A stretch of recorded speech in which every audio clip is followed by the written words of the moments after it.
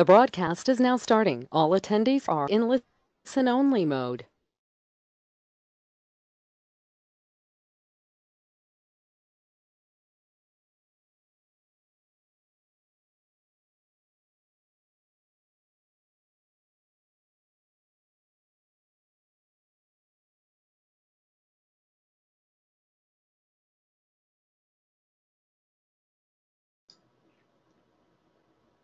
All right, so 5 trading principles. Again, my name is Tyler Ballhorn, founder of StockScores.com.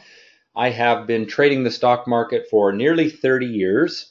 Started when I was in university studying finance, and it's really all I've ever done. My last real job was pumping gas in a in a supermarket gas station a long, long time ago, and I'm happy to say that I've been able to make my living from the market since. So today I'm going to talk about these 5 trading principles. The goal really is to show you things that can help you be more profitable in the stock market immediately. So you can take some of the things that you learned today and apply them on Monday.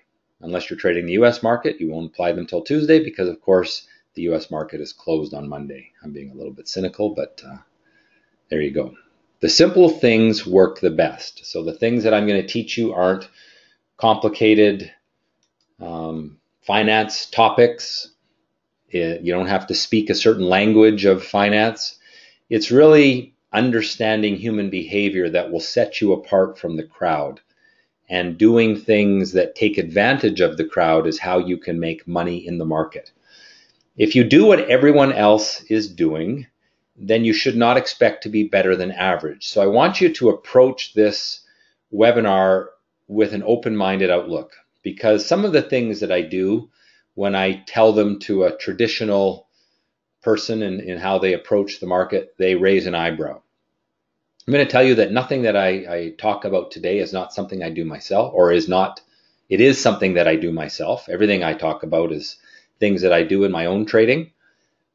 They are things that I've learned the hard way in many instances. As I said, I've traded for a long time, and along the way, I've learned a lot of expensive lessons. So my goal is to really save you not only money, but also time in learning. And at the end of today's presentation, we'll take some of the things that we talked about, and I'll analyze some stocks for you. So you'll be able to post some of your symbols of stocks you're interested in, and I can take a look at those. We won't be able to do everyone's because there's a lot of people in here today, but I'll try to do a few anyway, and just to drive home some of the lessons that I try to teach today. So I want to first talk a little bit about what is trading, because I want to differentiate between trading and investing. To me, investing is buying something that you like. You may like the business of Apple. You may believe in its long-term growth and its long-term profitability. And so when you buy a stock for those reasons, you're really investing in the company, and you're planning to be with that company for a very long time, as long as the reasons for why you bought it exist. Trading, I think, is different. In trading, and for me as a trader, I don't really care a whole lot about what the company does, about their prospects. What I'm interested in is the situation. I want to buy and sell stocks when they're moving faster than the overall market. Now, I like Apple. I own a lot of their products. I believe that the company is a good company. But most days, I'm not really that interested in owning it, because most of the time it trades pretty normally relative to how it usually trades. And what I'm interested in is to capture those times when it's trading faster than the market. And we actually had a period like that for Apple in the last few weeks when it was moving up much quicker than the overall market. And that was a time to trade Apple. And now trading does not have to be short term. It can be holding stocks for months, even years, as long as the stock is able to outperform the market. And that can be months, weeks, days, or hours. And it's really less about the company and more about the stock's level of activity. All right, so that's the differentiation between trading and investing. Trading is focused on a situation where the stock is moving quickly, for usually because the company's doing good things fundamentally. And investing is really focused on the business of the company and holding it for a very long time. So let's look at a couple examples of trades. This is a stock listed on the Canadian stock market, Bombardier. Many of you have probably heard of that. And if you listen to the headlines, you'll know that Bombardier has had a lot of problems in terms of needing bailouts from the Canadian government and profitability questionable. Would they go bankrupt? All that sort of thing. And so listening to those headlines, listening to the story, you would think that Bombardier was a bad stock to own. And yet, in the last 2.5 years, this stock has gone up over 400%. As a trader, these are the kind of stocks that I'm interested in. The story for Bombardier may not be all that great. But what is happening is there's a situation where the stock has been able to perform very well. And I'm going to teach you the points when Bombardier was a buy using my method and walk you through the different components of how I go into that decision. Now, that's a longer term trade. In this particular case, it's been moving up nicely for 2.5 years, and most notably in the last, say, 8 months. We can also think about a shorter term trade. This is a day trade that I did this week. And again, I don't really know a whole lot about this company, but it did certain things that told me there was a good situation in owning this stock.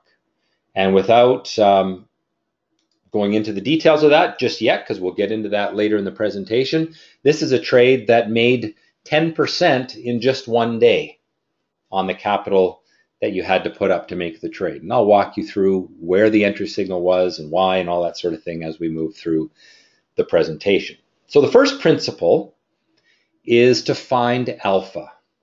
Now this is where some of you may be wondering, why is he talking about a pack of dogs? Well, alpha stocks are kind of like the alpha male in a pack of dogs, or alpha in a lot of animals, including humans, I suppose. Alpha stocks are those that lead the pack. They're the ones that are moving quicker than the market.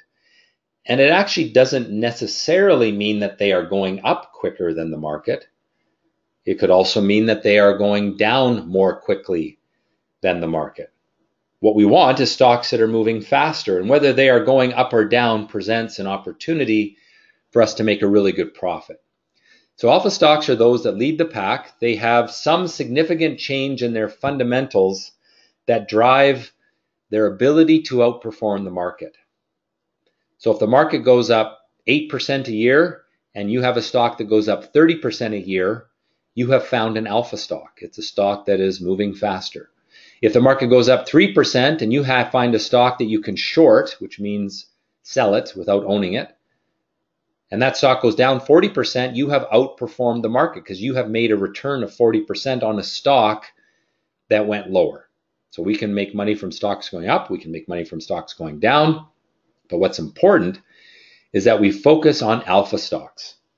Now, I've been using the same method to find alpha for most of my trading career. It's something I learned when I was in university, in the finance program at the University of Calgary. And in that program, we studied stocks that were trading on inside information. And we came up with some math to find stocks that are doing abnormal things that indicate someone has some information that others don't have. And in many cases, those stocks made market-beating returns because there was something significant going on in their business. So, for example, if a mining company discovers a new deposit of gold, they're going to go up much quicker than most gold stocks because they've done something significant. If a pharmaceutical company gets bought by another pharmaceutical company, typically the buyer will pay a premium. And so if you knew that that deal was coming, you could make a market-beating return because when the deal is announced, obviously the stock makes a big jump, and if you own it, you benefit from that jump. So we're going back to Bombardier again, and I want to talk about how I find alpha. So when I'm looking for alpha stocks, I look for abnormal trading activity. Abnormal trading activity can be strong price gains, like we saw on the days that I'm circling here. There's a number of, actually these are weeks, number of weeks when the stock made an abnormal price gain. It can be volume. So any day where it, or any week where the volume is higher than in previous weeks. And it's really all about what came before it. So if you have abnormally strong volume relative to the weeks before, you've got some evidence that there is some enthusiasm about buying the stock, or if the stock was going down, about selling the stock. So where there is abnormal price and abnormal volume behavior, the market is really telling you something. The market is telling you that some investors have found a reason to enthusiastically and aggressively buy the stock. And we can see that on this very long-term chart in Bombardier, but we can also go to that short-term day trade that I did this week on Roku, which showed the same thing. The volume of stock traded on the 25th of May, which is Friday, was much higher than the previous day. Was that Friday? I can't even remember. Yeah, it was. 25th was Friday. And you can also see that the price gain was pretty substantial on the 25th. And there's one other thing that I want you to notice, and you have to have an eagle eye to see it. But if you look really closely, you'll see right here that there is a pink dot there. So I wrote an algorithm that looks for abnormal price and volume behavior on whatever stock I'm looking at, on whatever time frame I'm looking at. It's called my Stock Scores Action Candle. Action Candle. It shows me where there is abnormal activity in a stock. And I can apply it to a 2-minute chart like this one is. I can apply it to a 15-minute chart, a daily chart, a weekly chart. Wherever I apply it, it's going to focus in on the biggest clue that there is alpha in that stock, that there is something driving its performance that allows it to break away from the market and move much more quickly. If you think about it, if we want to beat the market, we got to find the stocks that are moving faster than the market. And to do that, we have to find a way to identify those stocks early, and my action candle is how I do that. And so that little pink dot right there, which happened at, I think, 9:36 in the morning on the 25th of May, told me that there was some abnormal activity in that stock. And you can see the result as more and more people learned about whatever these people were buying for, that stock continued higher. We'll return to the action candle later. So I use my action candle indicator and concept with two different tools. When I'm doing longer term trading, I use the market scan tool on Stock Scores. I'm going to show you that in a moment. And when I'm short term trading, I use it on a software platform called TradeStation. Now, TradeStation doesn't have anything to do with me. It's just a platform that I use, and people can subscribe to it. And if you are one of my students, I will give you my indicators to use in TradeStation so you can have the little pink dot as well. But let's jump over to the Stock Scores website first. Just give me a moment here. I don't have it loaded, so bear with me for a second. The joys of live webinars. Okay.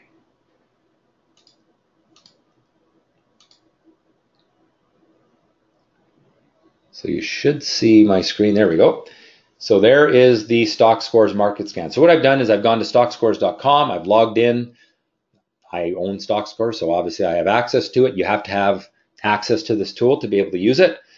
And what we're going to do is run a market scan that looks for abnormal activity. I will use the US market because there was a little bit more action on that market on Friday than on the Canadian. So I'm going to do the abnormal breaks US scan, and I'm going to run that. And in just a moment, that took less than a second, it went through every stock that is listed on the US market, and it found those that were behaving abnormally on Friday. Now, What is important to understand is that not every stock that behaves abnormally is worth considering. So we now have to go through these charts using this chart viewer tool to identify those that have the best potential. So let's pull up this first. This is an ETF, or it's actually an ETN, but I'm sure many of you are familiar with ETFs. This particular one goes up when the price of oil goes down, and it goes up 3 times as fast. So if oil goes down 1%, this ETF will go up 3%. So it's a good way to make money from the oil market going down. Now, the oil market's been very strong for the last number of months, 6 or 7, 8 months. But on Friday, and even it started on Thursday, there started to be some weakness in the oil market. And so this started to go up quite quickly. And it would be a way to make money if you think that the oil market is going to move down. It's moved up a lot lately. It needs some profit taking. And it looks like in the short term anyway, it may move down somewhat. I don't think it's necessarily the end to the bull market, but it is showing signs that the oil market is at least topping out. And if the oil market is topping out, then this is something that should go higher. And there's a few different ones. That's one. The symbol is DWT. Let's continue on. Gold stock, Seabridge Gold. Gold has been dead for a very long time, but there's actually been some life in some of the gold names lately.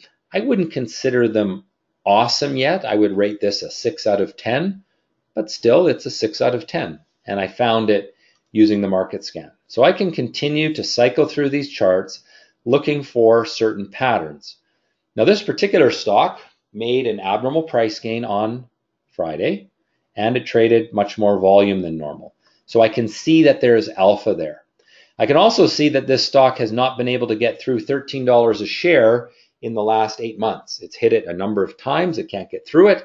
But on Friday, it went up to $14. Now you have to ask yourself, why would some investors be willing to pay nearly $14 a share on Friday when no one had been willing to pay more than $13 a share for the previous year?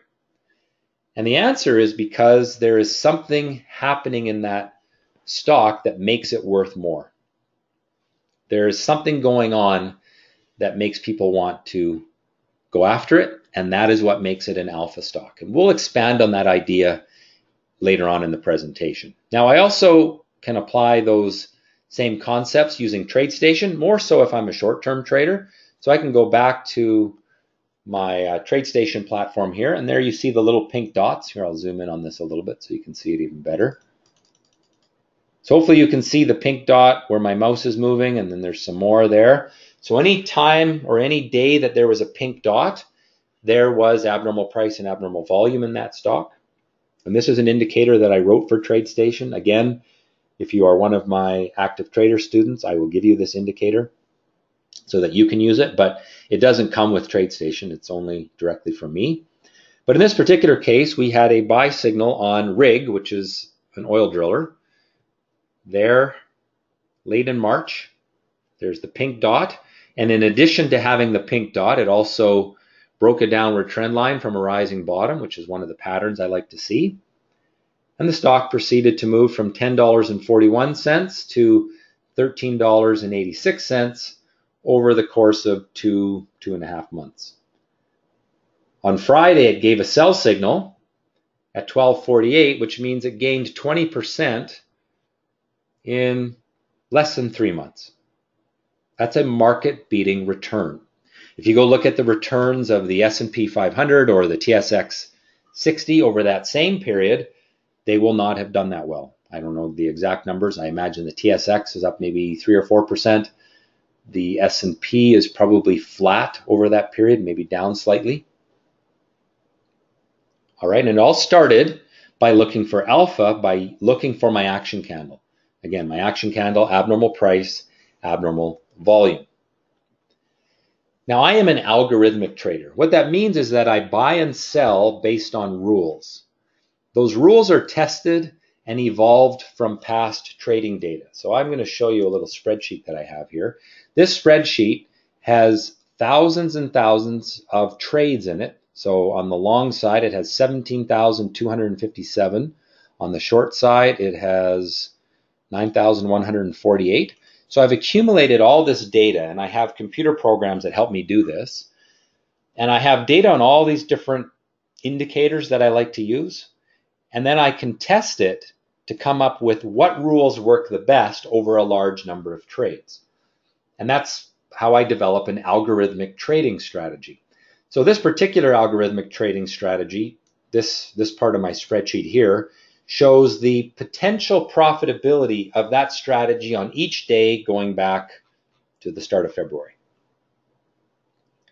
Okay, so on Friday, May 25th, the potential profitability was $7,257 if you were taking $1,000 per trade in risk. And you can see the numbers, they're pretty impressive. Anytime there's a red day there, that means it was a losing day. And there's going to be losing days, but hopefully you can see that there's more winning days than losing days. And this is for my day trading strategy called the worm. So the way I trade is I take things that work well over time and then repeat them in the future. So I've got a set of rules, and this particular strategy uses that action candle, but on a very short-term time frame, to find stocks like Roku, which are day trades where I'll hold them for a few hours. All of my strategies focus on finding alpha, and it's really about having a set of rules and indicators and processes to find them. And that leads me to principle number 2, which is to have an edge in the market. When you're trading in the stock market, you should realize that there are millions of people with trillions of dollars all competing to beat you, to get more out of the market than you can. And it's really not a level playing field. There are some people in the market who are using sophisticated computers, high-speed networks to beat the market. There are some who are using inside information to beat the market. There's others who are incredibly knowledgeable in a particular area, like biotech, and they are able to uncover information that most people can't get because of their expertise. So whatever it is, if you are going to beat the market, you have to have an edge. And that edge does not have to be that sophisticated. It can be pretty simple, but if you are doing what everyone else is doing, then you're going to have a hard time beating the market over the long term. You may get lucky in the short term. You may catch the cannabis craze and rode those stocks up and make good profits. But to repeat that over and over again is difficult unless you have a process or an analytical approach that gives you an edge. So for me, my edge in the market is that I have tools that are more sophisticated than most people have because I've created my own tools. I have a process that's very methodical and logic-based, so it takes my human emotion out of the trading decision. And then I've also just got experience. I've done this for a long time, and I've learned some simple things that I'm going to try to share with you today that will give you an edge as well. So the first thing that I think is important to having an edge is to understand that alpha rules. If you want to beat the market, you have to know how to find alpha. We find alpha by looking for abnormal trading activity. And then the other thing is just we have to know that we need to have an edge. And if you do what everyone else is doing, you will get what everyone else gets, and that is to be average. Now, principle number 3 is to not fight the trend. And this is a common cliche that you've probably heard if you've been around the market a little bit. But it is so important. You cannot overcome the power of the crowd even when the crowd is wrong. There's a lot of people who think that a stock like Tesla is overvalued. It has a market cap that is bigger than General Motors. It makes really no money. It makes a tiny fraction of the number of cars that General Motors makes, and yet its value is about the same, even a little bit more than GM. And so there's a lot of people who logically look at that and say, well, Tesla is overvalued, and therefore I am going to short sell it. Now, if you did that in the last 5 years, you have been absolutely punished. And I'm going to show you this chart here. This is the chart of Tesla. And we'll make it a 5-year. Actually, we're going to go back a long ways here. So there's the chart of Tesla going back to 2011, it's gone from $20 to $380. It's currently around $300. And so if you've been shorting this stock along the way, unless you did it quite recently, because in the last few months it's been going down, but for the most part, Tesla has been a good performer. Another stock that people think is way overvalued and often try to short is Netflix. You can make lots of arguments for why Netflix is overvalued, simply looking at the earnings, how much money they spend. But look at that chart. It's gone straight up. So my point is, you cannot fight the trend. And that goes for downtrends, that goes for uptrends. You need to trade with the trend, not against it. And the simplest metaphor that I can use is paddling a canoe on a river. You can paddle with the current or you can paddle against it. Obviously, it's a whole lot easier to paddle with the current. And that is what's so important in stock investing and trading as well. Now, the question then is, how do you gauge the trend? It's pretty simple. I'm going to teach you how now. We're going to use two concepts. One is inflection points and two is a trend line. So let's go back to our chart of Bombardier and let me first teach you the concept of inflection points.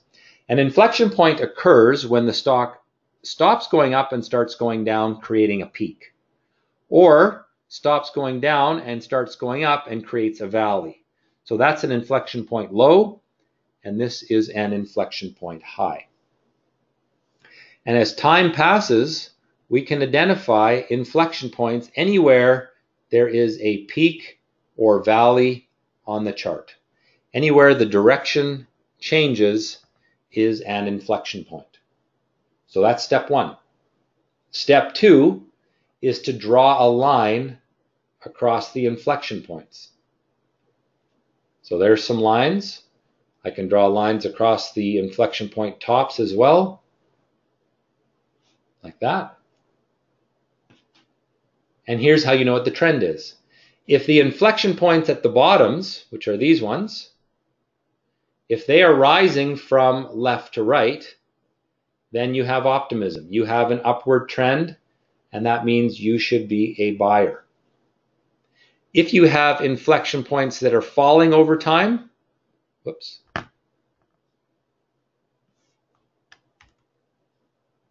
If you have inflection points that are falling over time, then you have pessimism, and that means you should not be buying. Maybe you should be short selling. And you only want to be a buyer when the downward trend lines have been broken and the rising bottoms start to form. And you can use that on stocks, on markets, on ETFs, on currencies, on Bitcoin, on real estate. That simple concept will keep you in the market when it is going up and get you out of the market when it is going down. And all you need to do is start by drawing inflection points, and then just ask yourself, what's the trend? The trend up or down? Downward trend, upward trend. Okay?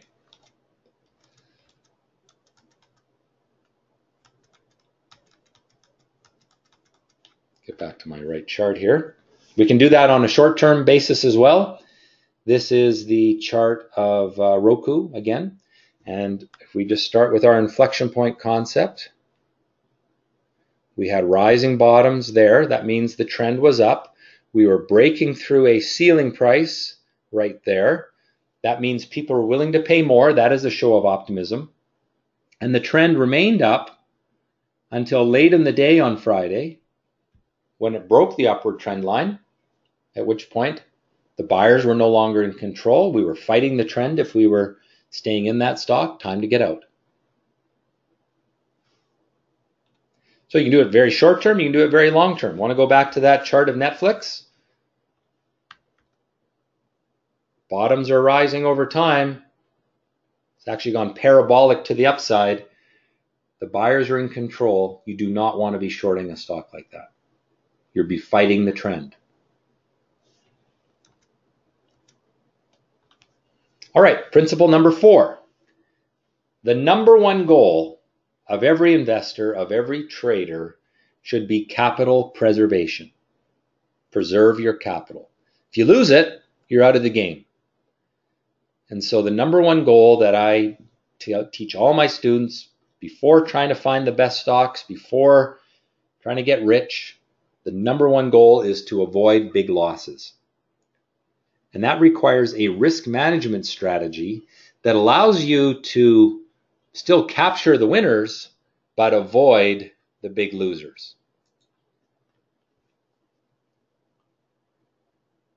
In order to do that, for every trade that we make, we must begin by defining the risk of the trade, use the risk of the trade to determine the position size that we will take, and this is most important, if the market tells us that we are wrong, we should get out and take the loss so that we don't let a small loser grow into a big loser. So let's go back to our chart of Bombardier and take some of the things that I've talked about so far and put them together. So first concept is that we want to find abnormal activity. So let's use this abnormal activity right here because it really stands out the best. Now let's start with our inflection points. So there's inflection point tops and bottoms, and I can see that the bottoms are rising, so I have optimism. I can also see that there was a ceiling price here at $2.70, roughly. What the market was saying is we don't think that this stock is worth more than that price, but we're optimistic because we've got rising bottoms on the chart. And then in this particular week, the stock made a very strong price gain with abnormal volume. Now, I don't need to know anything about Bombardier. I need to only know that the people who know the most, who have the very best information, are buying that stock aggressively, and they are telling me that that stock is likely to go higher.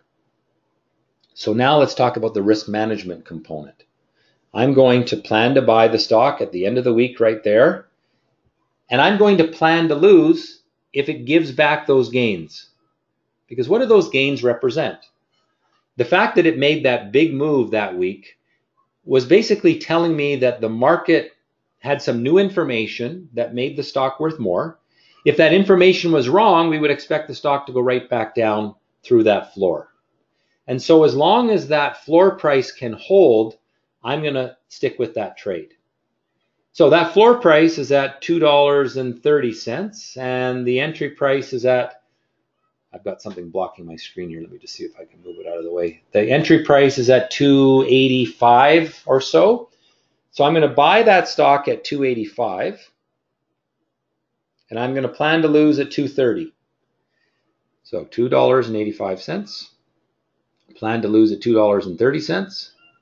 That means my risk per share is 55 cents. If I don't want to lose more than 55 cents, I buy one share. If I'm willing to lose $550, I buy 1,000 shares. If I'm willing to lose $5,500, I buy 10,000 shares. How much you are willing to lose should determine your position size.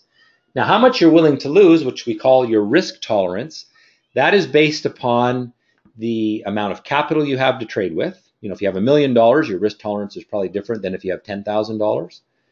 Your tolerance for risk, what allows you to sleep well at night. If it bothers you to lose more than $500 on one trade, then you should not take more than $500 worth of risk because your emotions will get caught up in that trade and you'll make mistakes. It's also a matter of your age. If you're in retirement, you got to preserve capital much more than someone who's 22 and has their whole life to grow their portfolio. So that's how you need to think about risk. But what's most important is that you have your plan to exit the trade if you are wrong. You're buying here. If the market proves you wrong and the stock falls down through that floor price, you get out and you move on. Now, in this particular case, it has been moving up nicely, and we also measure our performance in reward for risk elements. So this was the risk,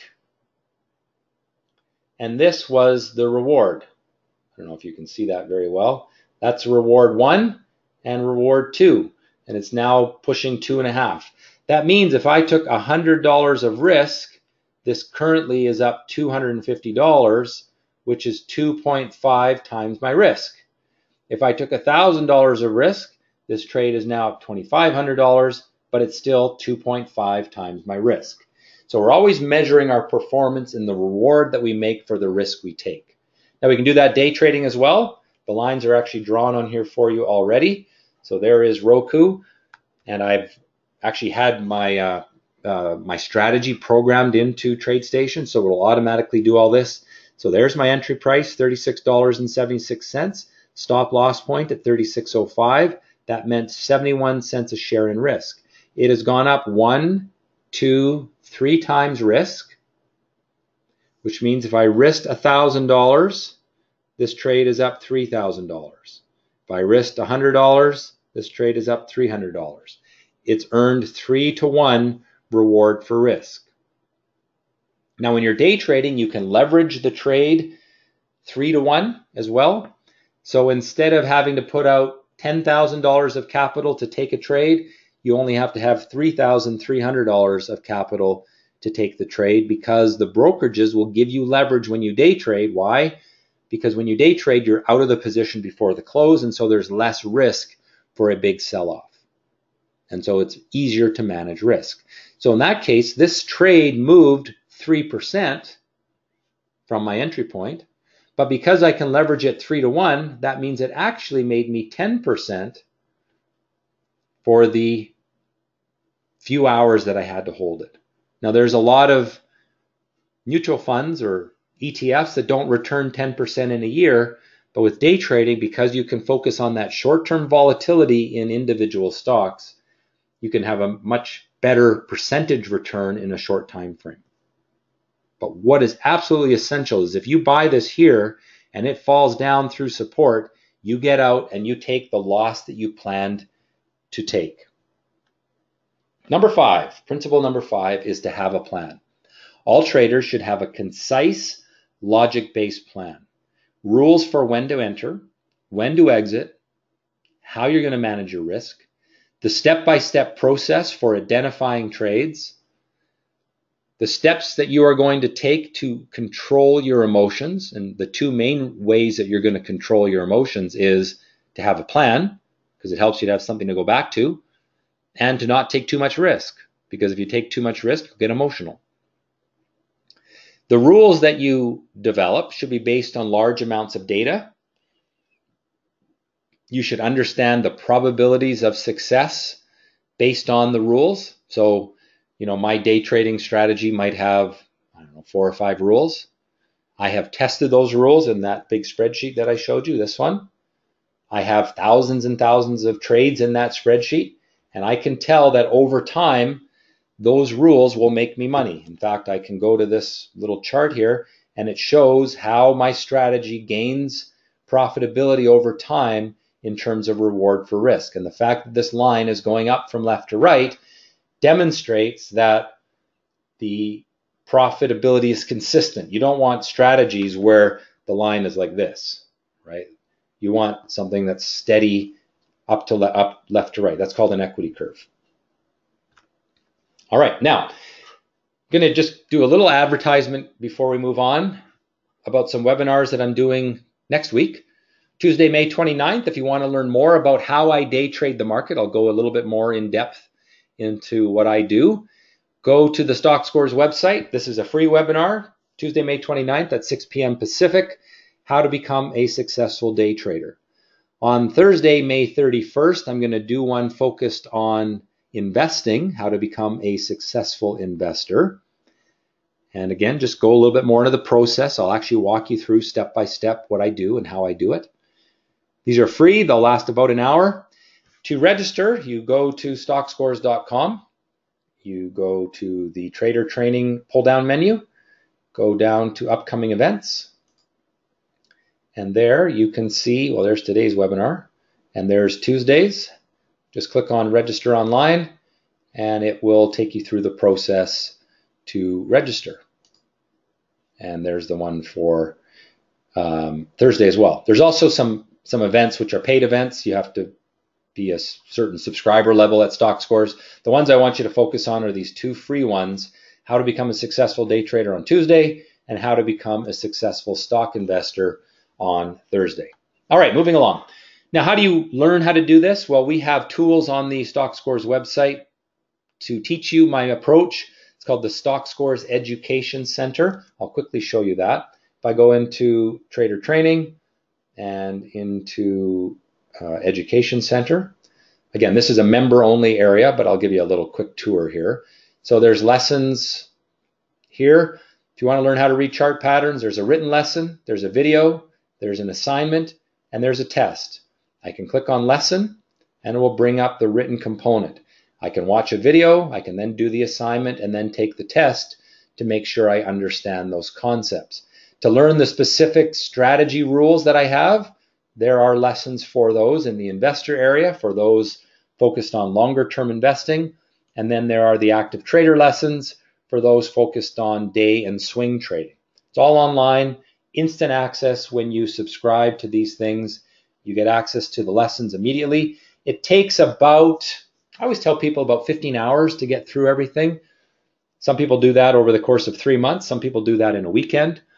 I used to teach this in university classrooms over the course of a weekend. I think it's a lot to take in a weekend, but that's how we did it back then. Nowadays, it's all done online.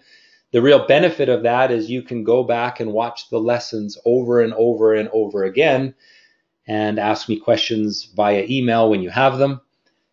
Always having that resource to go back to keep the learning going is a real asset, and that's why we do it online. The other benefit I have is that when I update a strategy, so for example, I've been updating my day trading strategy, I can just go in and update it online, and everyone instantly has access to all the new rules as they may have been changed. So the investor course gives you access to the foundation lessons in the Stock Scores Education Center, as well as my investor strategies. It also gives you access to the Market Scan tool on Stock Scores, which I showed you earlier, and the Market Scan, the presets.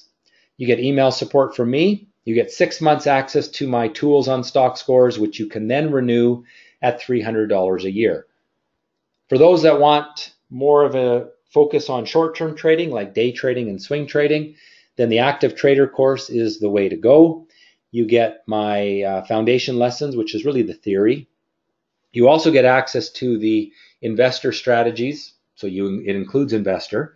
You get access to my active trader strategies, the market scans on Stock Scores. Again, email support from me, $300 a year for the tools after your first 6 months. And then you get those indicators that I showed for TradeStation, that pink dot, as well as some other indicators that we use for different strategies.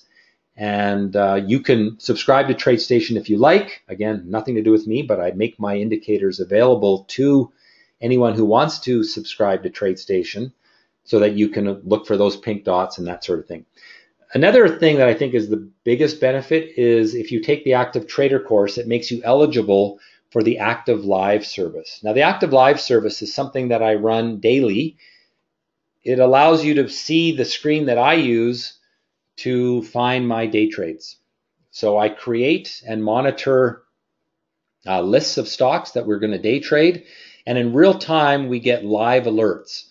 I've got the computers programmed to identify stocks in real time. So what it does is it's tracking 5,000 to 7,000 stocks, and when one of them triggers the algorithm for a buy or a short sell in a particular stock, it will ring a bell. Well, actually, the little voice comes on and says strategy alert. And it now posts that on the screen that you're watching. So you can watch this screen, the same screen that I watch, and you can hear the computer generated signals for trades as they come along. I do a little pre-market discussion, 1 or 2 minutes, just describing what kind of a day I think it will be, whether I think you should be going long or whether I think you should be going short based on my analysis of the market. The algorithm is running all day long. It spits out the trade signals. It's the trade signals that make up that spreadsheet that I showed you. So all of the signals that come from the computer are all here in the spreadsheet. That's what generates the spreadsheet. There's no human judgment. It's all based on math. And you don't have to know the math, you don't have to understand it, because the computer does all the work. It's only available to StockScore's Active Trader members. It's something that you can subscribe to if you have taken my Active Trader course. You get 1 month free if you are if you become a new student of mine coming up in the training that I'm doing this June. So the last thing I'll talk about before we analyze some stocks is the live training that I'm starting in June. On Saturday, June 9th, which is 2 weeks from now, I guess, I will do a 2 to 3 hour class online, a webinar, where I will walk you through all the important concepts of my approach step by step. So I've given you kind of the high level stuff today. We'll go much deeper into that to really focus on the things that are going to make you money in investing longer term or even short term day trading. It's all the same concepts. We will walk through those during that 2 to 3 hour session on Saturday, June 9th. The following week, Monday, Tuesday, Wednesday, I will do about 1 hour session where we will practice what we have learned on Saturday. So we will do market scans. We will be focused on the longer term trading, the kind of thing that you would do to manage your retirement portfolio. Use the market scan to go through the market each night and pick out the stocks that meet the criteria. For anyone that purchases the Active Trader course, you also will get 1 free month of the Active Trader service. It's $195 a month otherwise. So you get 1 free month that you can use anytime. You don't have to use it in June. You can use it in September if you want, whenever. And in that Active Trader service, you will see how we build the watch list. You will hear my commentary. At the end of the day, for the last 30 minutes, I look for swing trades. I talk about the day, the performance of the day before, that sort of thing. So I try to teach a little bit, but mostly it's about just having the computer identify those signals. And that's one of the things that gives me an edge, because the computer is doing the work. It's way faster than I could do, a year ago when I didn't have these algorithms running. It just gives me an advantage over the crowd, and for the small number of people that follow me in my Active Trader Live, they get that advantage as well. So the special offer is for anyone that registers for the Investor or Active Trader course before Thursday, June 7th at 11 p.m. Pacific. You will get that overview class and the strategy application series for free. You'll also, if you take the Active Trader course, get the Active Trader month for free whenever you want to apply that. Course pricing, this is Canadian dollars for those who are outside of Canada, $2,495 Canadian plus whatever taxes we in Canada have to pay. And for the Active Trader course, $3,495. Again, that includes the Investor course. You get the Active Trader plus the Investor. So if you have any interest in active trading, that's the better value. But if you're never going to be a day trader or a swing trader, then just focus on the Investor course. All right, so the last thing I'm going to do now is take your stock questions. So I'm just going to post something. So if you have any stock questions, what I'd like you to do is post them in the question box. And in the meantime, while you're doing that, I'm just going to post a poll for anyone who wants a follow-up email. Just answer this poll, and I'll send an email out to you with the link to the video, as well as a little bit of information on the courses coming up. That'll come out in the next day or two. I'll email that out to you. All right, lots of questions coming in. I will try to answer as many as I can, but while this poll is going, I'll just see if I can read them here. Just give me a moment. So I'll try to answer some of these questions that are more general in nature before we go to the stock questions. All right, so one question, I'll read it to you all. Just getting some questions out of the way before I forget to ask. Do you have a strategy approach on how much you invest initially when you get the signal? So yes, I do, and that's a big part of the risk management component that I teach. The basic idea is you shouldn't take more risk than you're comfortable with. I don't care if you have $20 million to invest in the market. I want you to start with zero risk, that is practice first. And I have a simulator that is at one of my websites where you can practice. And once you've practiced for a while and you've proven that you're doing it properly, then you can start to risk real money. But start slow. Start with the $50, $100 of risk per trade. because the reality is our greatest enemy is overcoming our emotions, and the more you can do to overcome your emotions, the better you're going to be. And it really does take some time to desensitize yourself to risk. So I think that that's important. In terms of what you ultimately will risk once you've gone through that practice process, that's a question of your risk tolerance. And we go through some exercises to determine what your risk tolerance is, but at the end of the day, it's how much are you willing to lose? And everyone's number is different. Some people it's $1,000, some people it's $100, some people it's $10,000. It's I can't tell you what that number is. I can help you arrive at figuring that out and give you some ways to do that. Next question, is it always possible to sell? I'm not sure what you mean by that. I suppose if you have a stock that is not very liquid, it can be impossible to sell. Or not impossible, but difficult. From time to time, you do get stocks that get halted and then you can't sell them, but that's super rare.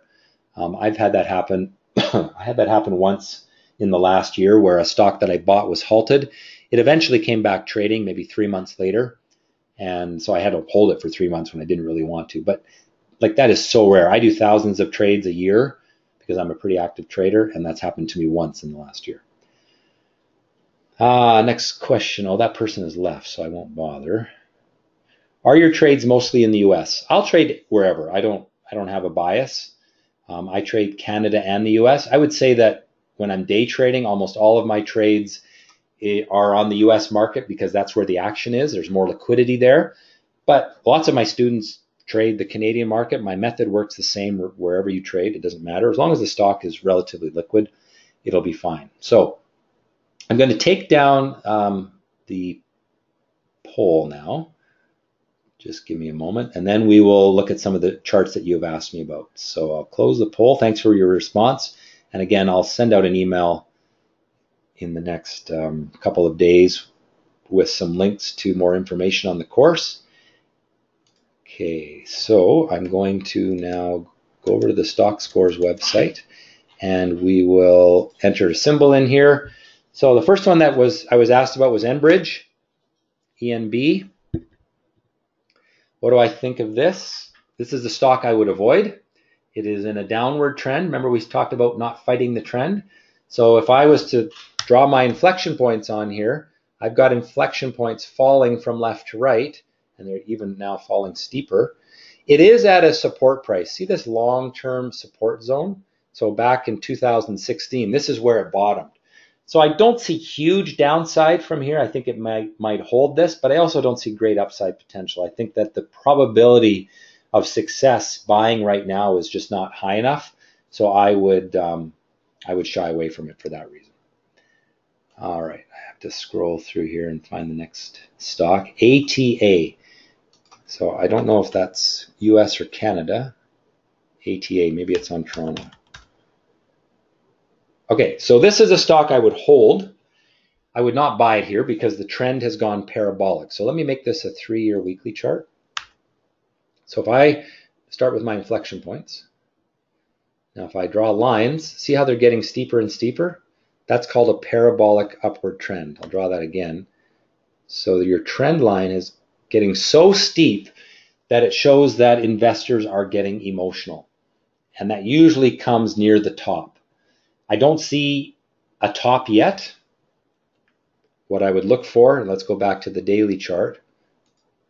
What I would look for on the daily chart here is a break of the trend. Now this trend right now is very steep, so you could either draw your trend line like this, or you could go really steep there, and if that line gets broken, be a seller. So I wouldn't be a buyer, I would be a holder, but I would dance close to the exit door because I think that it will top out soon, at least short-term top. I'm always worried about stocks that have a parabolic trend. All right, next one is BlackBerry, BB on Toronto. Trades BBRY on the NASDAQ, I believe. What do I think of this? I would rate this neutral. It is got falling tops, but it's also got rising bottoms. That's something called a pennant pattern.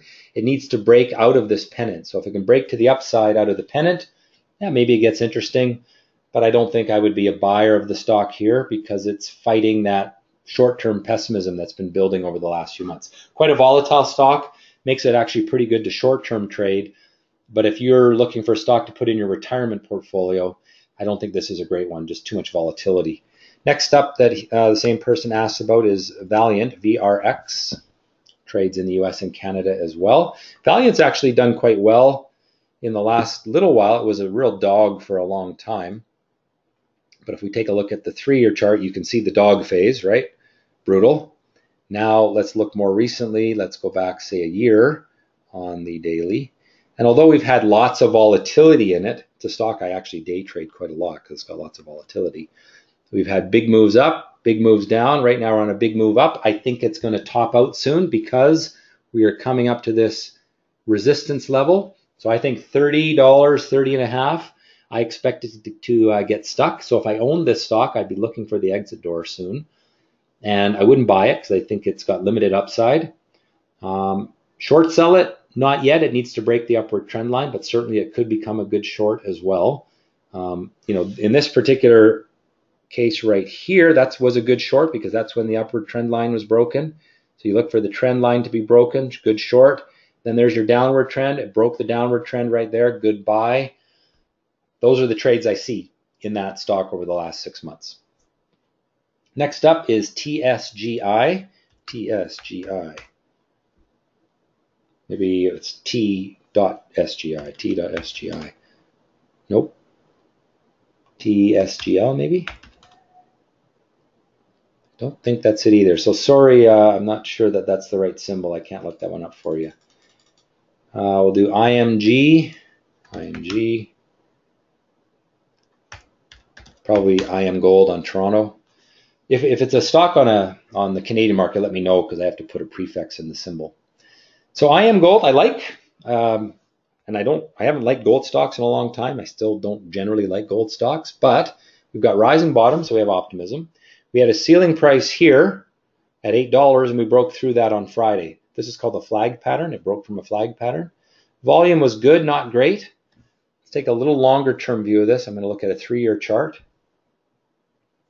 So now I'm not so sure I love it because the problem is it's going to find resistance here at 8.5. That's the old highs. So the upside's relatively limited. So long story short, if you own it, I would hold it. I would not initiate a position for a buy here. Next up, SRRA. I'll do a few more of these and then I'm going to stop because we're running over time here. So Sierra Oncology is a stock that I bought recently. Why? Because the downward trend line was broken with abnormal price, abnormal volume.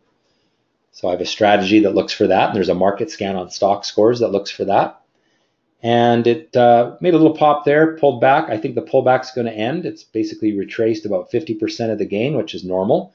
And I expect it should start to move higher again. I think this is actually a decent stock to consider here. I'd give it a 7 out of 10.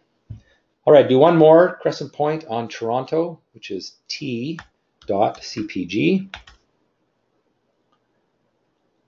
So Crescent Point, like a lot of energy stocks, had a good little run higher, got stuck at resistance. There's a lot of other stocks that did the same thing, and it's now trapped. So I would rate this neutral. I don't think it's particularly good or bad. It's sold off the last few days as oil prices have weakened. We could see it pull all the way back to support. You can see it's constantly been bouncing around in this zone. You would think the next move is down to there. So we'll see. I'd give it a neutral rating. All right, just going to see if there's any more general questions that I can try to answer. If you were interested in both, just answer one or the other in that poll. Doesn't matter. You'll get information on both. Gosh, there's so many questions. It's just hard to filter through. If I missed your question, please email me. I'll put my email address up on screen right now here. Let's do that. There's my email address. One question, I'm trusting the U.S. offers more trading opportunities than the Canadian. If so, how much of your trading takes place in Canada? So there's more stocks listed in the U.S., but it's cyclical. There are times when the Canadian market just gives more because there's something hot in the Canadian market. So for example, we had a great run in cannabis stocks last year, and there was just tons of good opportunities there.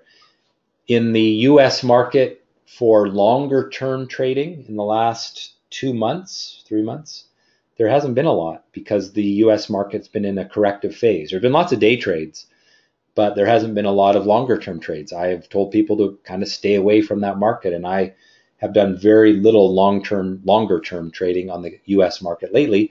But the Canadian market has had some decent runs in the energy sector. So I'm not picky. It doesn't matter to me, and it really shouldn't matter to you either, whether you're buying US or Canada. The only exception to that is that there's some currency risk.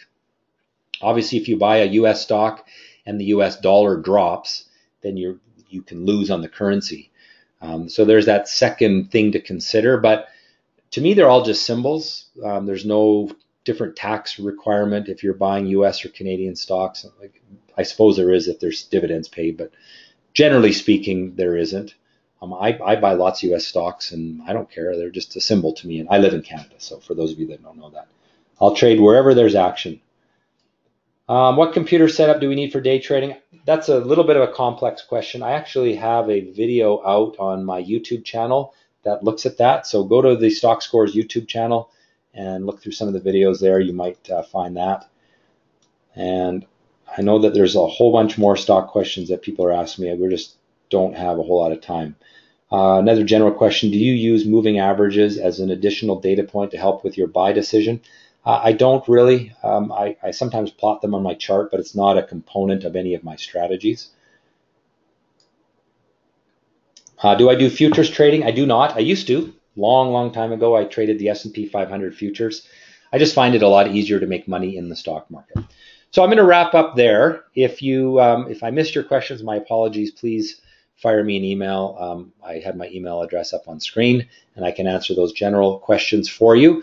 If you want to learn more about the course, you can go to the Stock Scores website, stockscores.com/learn, and there's videos on there that talk more about the active trader and investor courses. You can also sign up right there, and you'll get instant access. You'll get all of the free bonuses for June 9th, starting June 9th, and the deadline for those free bonuses is June 7th. So for those who responded to the poll, I will send out an email to you in the next few days. Remember that we have a couple of webinars coming up this week, Tuesday and Thursday. Go sign up for those. Those are free. And I will be sending out a video version of today's webinar to all of you. You'll have a link so you can watch it again. I know I went through some things fairly quickly, but I try to keep the webinar to an hour, and we've already gone to 80 minutes. So I will shut up now and let you all enjoy your Saturday. Have a great weekend. Have a great market. And as always, trade well. Good afternoon. See you later.